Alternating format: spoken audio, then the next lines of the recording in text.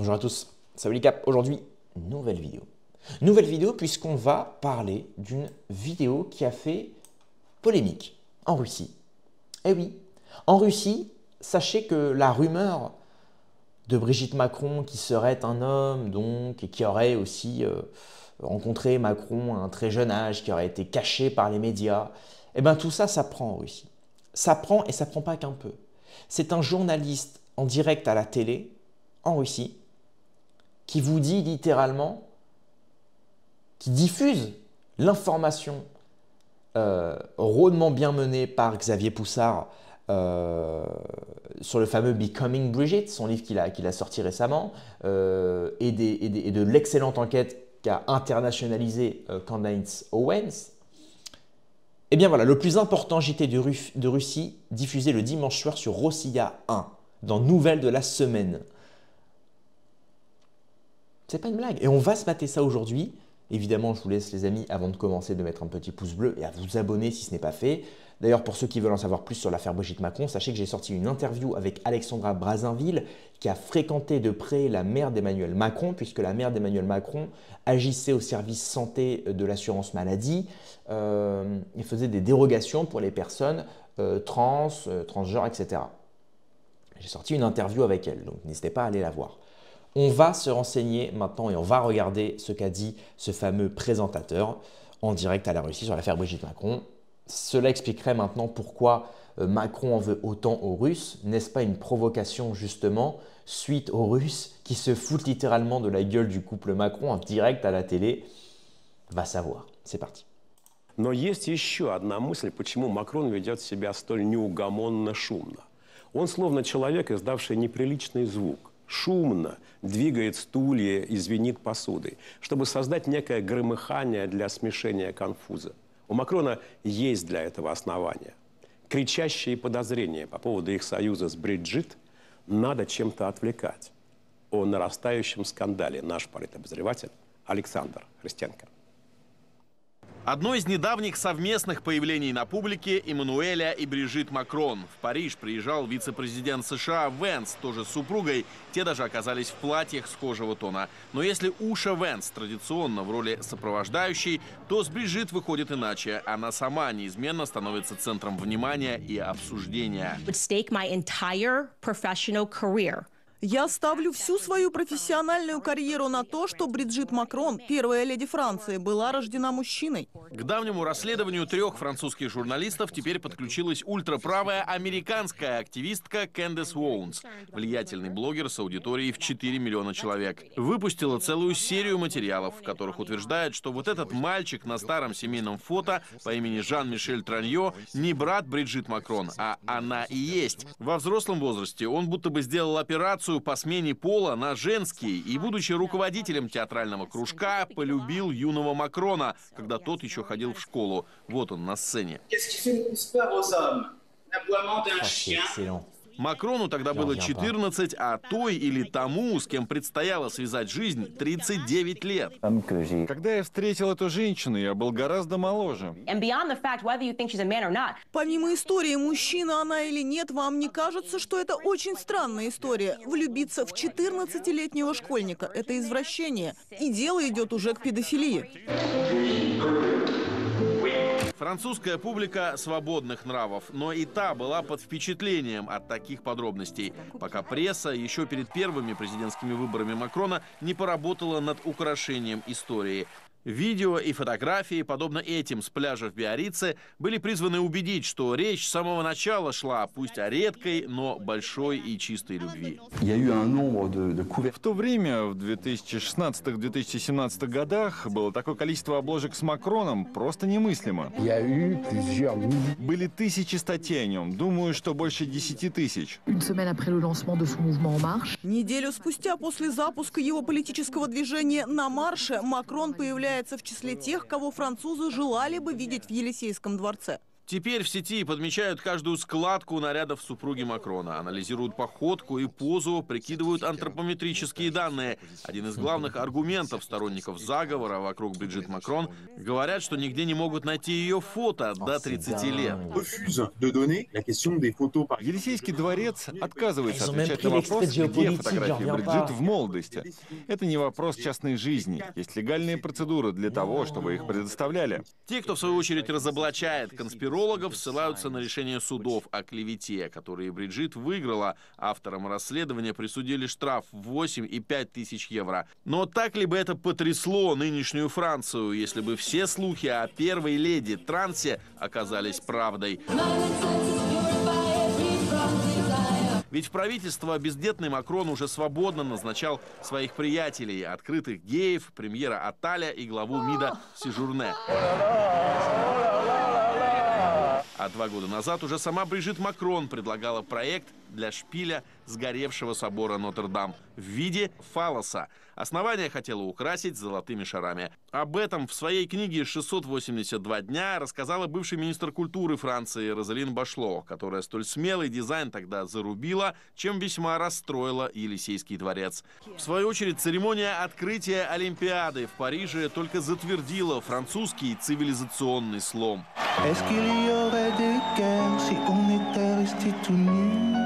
Трансы, фрики и открытое глумление над христианскими ценностями. Пародия на тайную вечерю, в которой вместо Иисуса и учеников бородатая женщина и мужчины в женском обличье. Либералы тогда были в восторге, консерваторы назвали постановку токсичным зрелищем. Вместе с тем сотни миллионов зрителей отчаянно искали в происходящем торжество спортивных ценностей, но находили лишь те, что касаются сексуальных меньшинств. По одной из версий, постановщика того шоу, Тома Жали, могла рекомендовать как раз первая леди Бриджит. Ну а сам Макрон тогда назвал церемонию открытия Олимпиады настоящим лицом Франции, в котором сейчас уже, кажется, не узнать знакомых черт. Александр Христенко, Георгий Лыпарев. Вести недели. Alors là, par contre, ça c'est du journalisme. Voilà ce qu'on devrait avoir. Putain, mais c'est dingue. Ah ouais, non, mais la Russie, ils sont vraiment à un autre niveau, hein. Excusez-moi. Hein.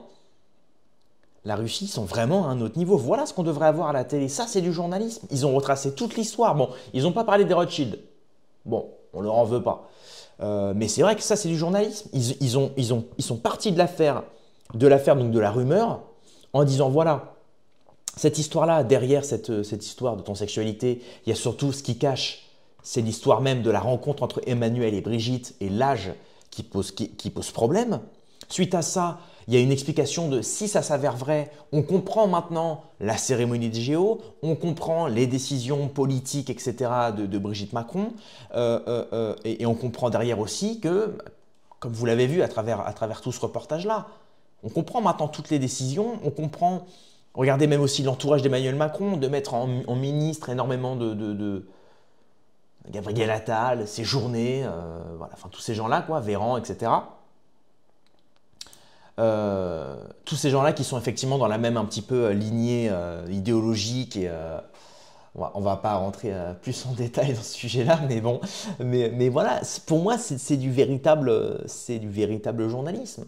Et ça me rappelle exactement, comme je l'ai déjà dit, l'interview que j'ai faite la semaine dernière avec Tomasovic, qui est un youtubeur français installé à Moscou et je lui avais posé la question justement sur Brigitte, qui est un bonus payant pour tous ceux qui veulent le voir en entier. N'hésitez pas à prendre l'abonnement, vous avez la vidéo directement disponible. Et je lui avais demandé justement est-ce qu'en Russie ils en parlent, et il me disait voilà, ils en parlent, mais en plus ils se foutent de la gueule de Brigitte et d'Emmanuel. Et pareil, j'ai fait une interview avec quelqu'un que je vais sortir très prochainement, je ne peux pas en dire plus, mais il me disait justement que si Macron est aussi en rogne, est aussi colérique face à la Russie et face évidemment au conflit ukraino-russe en disant Poutine, voilà, il ne veut pas respecter les accords, si Macron est aussi belliqueux envers la Russie, c'est probablement parce que la Russie en met plein la gueule à Macron et à son épouse ou son époux. Et donc évidemment, ce serait une sorte de revanche, une question d'ego en fait. Donc là, on se rend compte que derrière le conflit géopolitique, il y a peut-être aussi une sorte je n'ai pas envie de dire de compromat, mais effectivement, certains pourraient même se dire qu'il y a peut-être des dossiers que certains grands chefs d'État ont ou certains grands médias ont Et voilà, d'une certaine manière, ils tiennent Macron par les yeux-coups, j'ai envie de te dire. Donc, à suivre évidemment. Mais en tout cas, ça m'a... Waouh, intéressant. Alors juste pour finir, je voulais aussi parler de ça. C'est une femme qui a mis « Exigeons le remboursement total des 2 millions d'euros pillés pour les activités de Brigitte Macron ». Parce qu'il faut savoir que Brigitte Macron, officiellement, ça n'existe pas, la première dame de France. Ce n'est pas un titre qui existe. Ça n'existe pas. Donc, a priori parler, pas du tout français ce que je viens de dire, à proprement parler, Brigitte Macron n'est officiellement que la femme du président, mais elle n'a pas de titre. Donc, c'est-à-dire qu'elle ne perçoit pas, elle ne doit pas percevoir de salaire, elle ne doit pas percevoir de subvention, de quoi que ce soit. Va travailler en fait, Brigitte. Tu vois ce que je veux dire? Bon, c'est difficile quand tu es la femme du président, ça c'est sûr, puis c'est indélicat. Mais il faut quand même se rendre compte que voilà, de 2017 à 2023, elle a utilisé pas loin de 2 millions d'euros. Pourquoi? Et justement, c'est là où on se dit, mais des sommes aussi astronomiques par an, 440 000 la première année. Sans compter qu'elle a changé, comme l'a dit Tucker Carlson dans son épisode, dans ma vidéo que j'ai faite juste avant, elle a changé toute la vaisselle et toute la décoration de l'Élysée pour remplacer ça par des tableaux qui sont des tableaux et de la décoration assez louches. Parce qu'on se rend compte que cette décoration, étonnamment, fait penser à... Ça se rapproche de la PEDO. Voilà, pour être honnête, ça se rapproche de la PEDO. Mais donc là, on se dit, c'est bizarre. Encore une fois, cérémonie des JO organisée par Thomas Joly. Vous savez, hein, vous avez vu la cérémonie des JO, vous avez vu le tollé que ça a fait. Et Thomas Joly a été recommandé sur ordre de Brigitte Macron. Elle a des goûts bizarres comme cette dame-là. Brigitte Macron, pareil, proche de Jack Lang. Proche de... comment s'appelle-t-elle Mimi Marchand. Mimi Marchand, vous savez qu'il y avait une grande agence de paparazzi, proche de Xavier Niel. Xavier Niel, qui avait les téléphones roses. Regardez le documentaire de Off Investigation, où Xavier Niel se renommait par des pseudos petite fille à élargir, enfin des trucs comme ça. Je ne vais pas rentrer dans les détails, mais renseignez-vous. Donc pareil, on se dit c'est bizarre. L'entourage de Brigitte et d'Emmanuel, c'est quand même un entourage très axé sur, sur ce que vous savez. Ils ne le sont pas explicitement, encore une fois, on ne va pas inventer pour inventer, mais c'est quand même inquiétant. C'est quelque chose d'inquiétant, on ne va pas se mentir. Et donc j'en reviens à ce que je disais, pourquoi autant d'argent chaque année? Est-ce que ce ne serait pas justement, peut-être, pour des opérations, par exemple, des opérations ou justement pour cacher le fait que ce soit peut-être un homme? On ne sait pas, on pose la question. Effectivement, c'est comme un ladyboy, hein. Au bout d'un moment, finalement, ladyboy, ça coûte de l'argent. Te maquiller, être crédible aux yeux du monde, pour le paraître, ça coûte cher finalement.